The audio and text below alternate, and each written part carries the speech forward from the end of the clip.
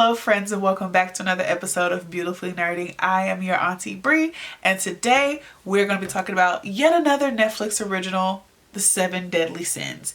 Now, I'm pretty sure I've probably seen this around Netflix. As I told y'all before, I only recently started getting into anime, so I wasn't too interested in watching it. But now that I'm kind of like in it and like watching different things, this one definitely piqued my interest because, you know, it's an interesting story of, before I even click the button to watch the show, a story about the 7 deadly sins is already just going to be intriguing. So I was like, let's see what we got. So for those of y'all who don't know, the 7 deadly sins are pride, greed, lust, envy, gluttony, wrath, and sloth. The 7 deadly sins within the show, there is a group of 7 people who represent a sin. They all have like a tattoo or some like marking that lets you know like, oh, like this is their mark of the beast. They're one of the 7 deadly sins. Each of the members of this group are like super highly skilled, masters of their craft type fighters, assassins, whatever it may be. The show pretty much is, everyone thinks that the 7 deadly sins try to overthrow the government and that they ran away after that and no one has heard from them since. But their bounties keep going up and up and up, and everybody's like,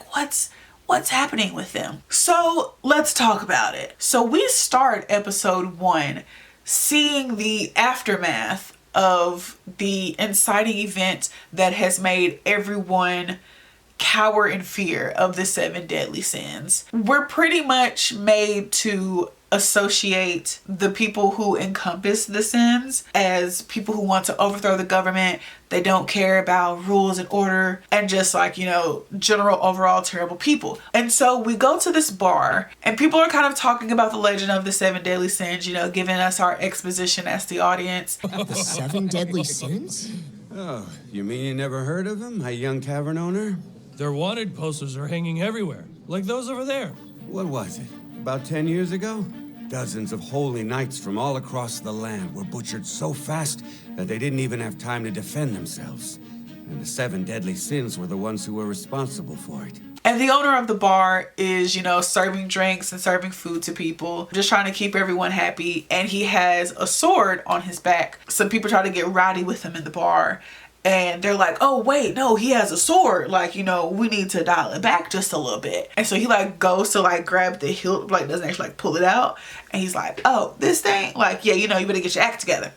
And so as everyone is sitting there talking about the legend of the 7 deadly sins and how you can still hear their rusted armor because it's rusted from all the blood that they have drawn from all the people that they killed, we hear rusty armor coming towards the bar, and they're just like chanting 7 deadly sins, 7 deadly sins. And everyone is terrified because they think it's one of the sins. So they all run out, but it's just a girl in the armor. So the holy knights, which are like the group of fighters who protect the kingdom, are essentially always on the lookout for the 7 deadly sins, but they're also on the lookout for a missing princess who needs to be returned to the castle. So they come across the bar because they have either heard or seen the armor go into bar, and they're like, okay, like we know that, you know, one of the sins is in here, like open up. They try to muscle their way in, and that doesn't work because they're like, you know, there's no sins here. And then of course this big brolic dude comes out of nowhere. But the girl, instead of just sitting tight while the bar owner was like, let me get rid of these folks, she decides to go running off in the woods. And I'm just like, girl, if you just would have sat down for like 30 more seconds, we could have avoided everything that came next. But of course, she was all scary, so she went off running. So the big brolic dude cutting the sides off of mountains and like cutting down an entire grove of trees just cuz. And so finally, he's like trying to kill the princess and kill the bar owner dude. And it's just like, bro, like maybe chill out just a little bit. Cause even the other holy knights were like, hey, yo, we're supposed to take her back alive. And he's just like, well, you know, we could just say in the report that accidents happen. Excuse me? He finally tries to like directly take his sword and kill the bar owner guy. The impact does nothing. And he's like, what is this? Like how did my sword hit you? I know I made contact, but I'm the one who actually felt the impact of it. And then that's when the bar owner like shows he has like all these like powers, like he's super strong. We found out that the girl is the missing princess, obviously. She's been looking for the 7 deadly sins because she knows that the attack on the castle a decade ago wasn't actually done by them, and she wants to get them back together to help save the kingdom because she feels like the knights are the ones who are actually doing the dirt. And so she's like, you know, how can I ask you to help me come and find the 7 deadly sins? I don't even know your name. And then that's when the bar owner says that his name is Meliodas, who is the leader of the 7 deadly sins. Now, granted, I was able to catch this early in the episode because I was like, you're not saying anything when everyone else keeps saying everything. I feel like you're one of them. When somebody who doesn't want to be anywhere near combat or violence anymore, they always find somewhere remote to go to do, like live a quiet life away from everything, where it's just like, I just want to live a simple life. We have the princess and we have Meliodas, who are about to get the sins back together. It seems like it's gonna be a pretty interesting show.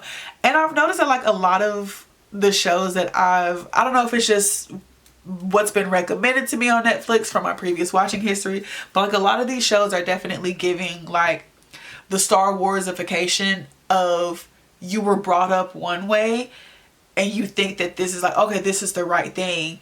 And then finally you're able to be like, I have freedom of thought.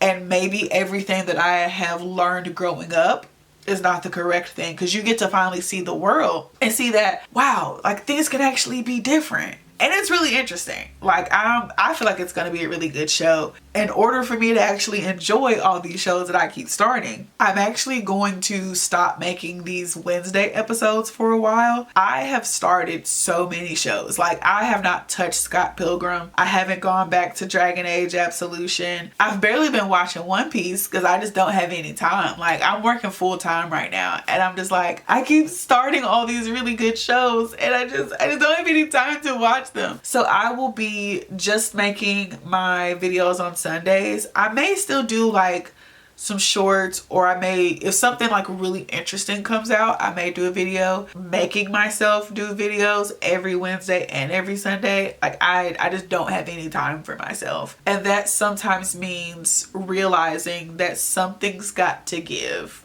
and that something is making multiple videos a week. I hope that doesn't upset y'all too much. We'll figure it out. I'm hoping that I can get back to talking about multiple things a week. But for right now, I want to actually be able to enjoy the shows that I'm recommending to y'all. Because I definitely recommend 7 Deadly Sins. I feel like everyone else has already probably watched it because it's not a new show.